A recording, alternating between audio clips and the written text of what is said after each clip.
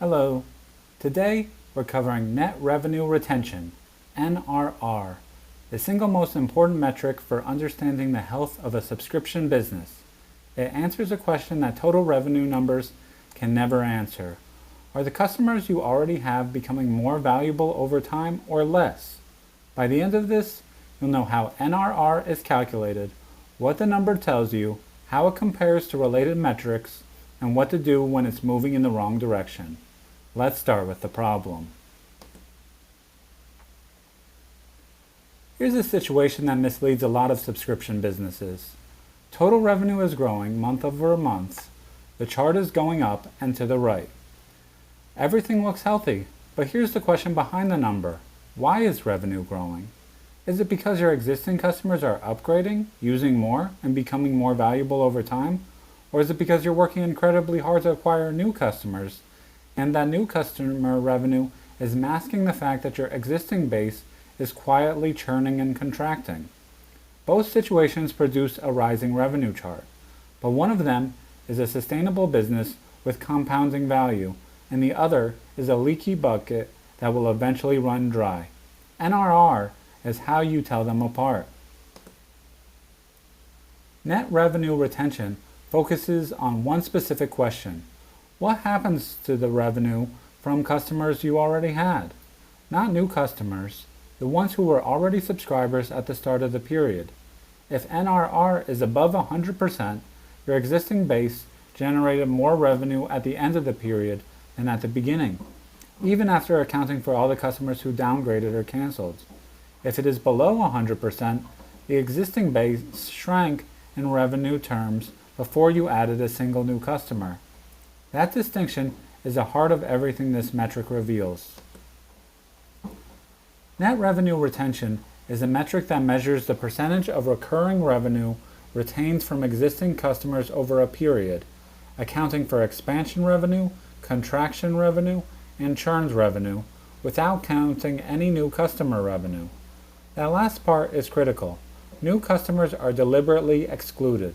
NRR is a lens focused purely on the existing base. It tells you whether the relationships you've already built are growing stronger or weaker in revenue terms, independent of how fast your sales team is signing new accounts.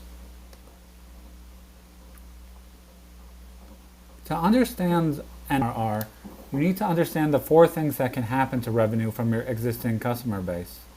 First, starting MRR. The recurring revenue those customers were generating at the start of the month.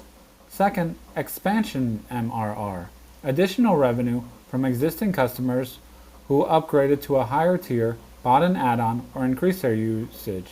This is the positive force. Third, contraction MRR, revenue lost from existing customers who downgraded to a lower tier or reduced their usage. And fourth, churned MRR, revenue lost from customers who canceled entirely. Put those four together and you have a complete picture of what is happening to your existing revenue base. Let's make this concrete. Pulse app is a fitness subscription app with 3 plan tiers: basic at $9 a month, standard at $15, and premium at $25. The team wants to understand whether existing subscriber base is becoming more or less valuable over time, not because of new subscribers, but because of what's happening within the existing base. Are people upgrading to premium? Are they downgrading to basic? Are they canceling? All of those movements affect NRR, and tracking them together gives the clearest picture of underlying business health. The formula is NRR equals starting MRR plus expansion MRR minus contraction MRR minus churned MRR divided by starting MRR times 100. For Pulse app in January, starting MRR is $50,000.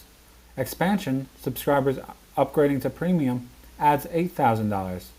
Contraction, subscribers downgrading to basic, removes $3,000. Churned revenue, subscribers who canceled, removes another $6,000. So the numerator is 50,000 plus 8,000 minus 3,000 minus 6,000, which equals 49,000. Divide 49,000 by the starting 50,000 and multiply by 100, and you get an NRR of 98%. The existing base generated slightly less revenue in January than it did at the start of the month. Here's the visual that makes NRR immediately intuitive. Start at $50,000, that's PulseApp's starting MRR. Add the expansion bar, 8,000 in green, pushing the running total to 50,000. Then subtract the contraction bar, 3,000 in red, pulling the total back to 55,000. Then subtract the churned revenue bar, another 6,000 red, landing in the final bar of 49,000. The ending bar sits slightly below where you started. Expansion almost covered the losses, but not quite. That gap between starting and ending revenue, expressed as a percentage, is your NRR. When you can see this waterfall, the number stops being abstract and becomes a story about what happened to your business. Here's how to interpret what the NRR number means in practice. Below 100% means your existing customer base is generating less revenue than it was. Losses from churn and contraction are outpacing whatever expansion you're generating. That's a warning sign. Around 100% means you're roughly holding steady. The base isn't growing or shrinking meaningfully from existing customers. Between 100 and 110% is healthy. Expansion is meaningfully outpacing losses, and the existing base is growing in value. And above 110% is exceptional. Existing customers are becoming significantly more valuable over time, which is one of the clearest signs of a genuinely healthy subscription business. PulseApp at 98% is in the warning zone, even if the number looks close to neutral. Let's spend a moment on what it actually means to have NRR above 100%, because it's one of the most powerful concepts in subscription business economics. When NRR exceeds 100%, your existing customers are generating more revenue at the end of the period than at the beginning, even after subtracting all the revenue lost to churn and downgrades. That means the expansion from customers who upgraded is more than offsetting everyone who left or spent less. This is called negative net churn. And here's a remarkable implication. A business with NRR consistently above 100% can grow total revenue without acquiring a single new customer. The existing base compounds on its own. That's why investors treat NRR above 120% as one of the strongest signals of business health they can see. There's a related metric worth knowing: gross revenue retention, or GRR. The difference is important. NRR includes expansion. It can go above 100% when upgrades outpace losses. GRR excludes expansion entirely. It only measures losses, churn and contraction. So GRR is always 100% or below. It shows the floor, the worst case of no existing customer ever upgraded. Why does GRR matter? Because it tells you about your downside risk. A company can have a high NRR driven almost entirely by aggressive upselling, but if GRR is very low, it means the business is losing customers at a high rate and covering those losses with revenue from the customers who stayed. NRR shows the net picture, GRR shows the loss picture. Both are useful, and reading them together gives you a more complete view. Here's what PulseApp's NRR looks like tracked month over month. January, 98%. February, 97%. Slight further decline, churn is worsening. Then in March, PulseApp launches a new workout tracker feature and NRR jumps to 101%, and April 103%. The product launch is visible as a clear inflection point in the NRR trends. Before March, the business was slowly eroding. After March, existing customers were generating more revenue than before. That kind of inflection point, where a specific product decision shows up as a measurable NRR improvement, is exactly what makes NRR such a useful management metric. It connects product investment directly to revenue outcomes. There are 3 levels for improving NRR, and they operate differently. The first is increasing expansion, building product features that motivate upgrades, introducing usage-based pricing that grows naturally as customers get more value, or launching premium add-ons that existing customers will pay for. This is the most powerful lever because it can push NRR above 100%, creating a compounding dynamic. The second is reducing contraction, identifying subscribers who are at risk of downgrading before they do it, and addressing the value gap early, before the downgrade decision is made. And the third is reducing churn, better onboarding, early intervention for at-risk subscribers, and retention campaigns at the critical moments we saw in churn analysis. All 3 levels matter, but expansion is where the real magic happens. One of the most strategically useful things you can do with NRR is calculate it separately for each customer segment, because the total numbers look completely different across types. PulseApp's performance trackers have an NRR of 118%. They upgrade frequently, add premium features, and rarely churn. The existing revenue from this segment is compounding. Wellness seekers come in at 104%, stable with some upgrades. Structured starters are at 96%. Some churn after achieving their weight loss goal, a natural life cycle issue.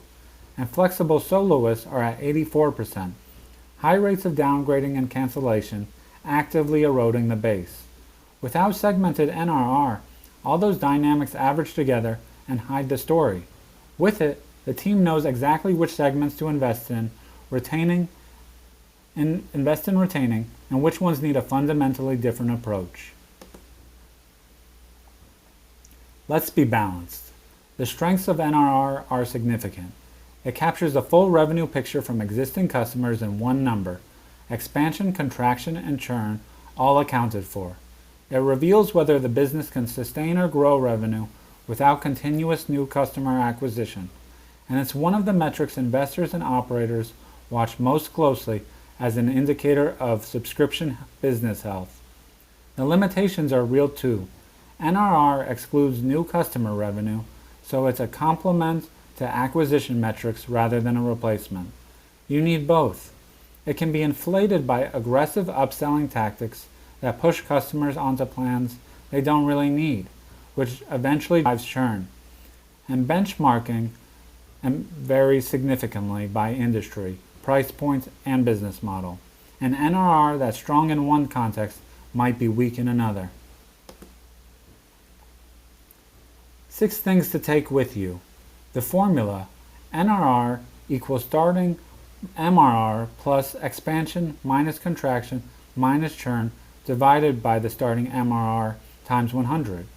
Above 100% means existing customers are more valuable than before, the gold standard for subscription health. Below 100% means the base is eroding before you count a single new customer. NRR includes expansion while GRR doesn't. Both are useful for different purposes, and reading them together gives you the most complete picture. Track NRR monthly and pay attention to the trend and the inflection points. That's where the most important information lives. And segment NRR by customer type because the averages hide dramatically different dynamics underneath. Thank you for watching.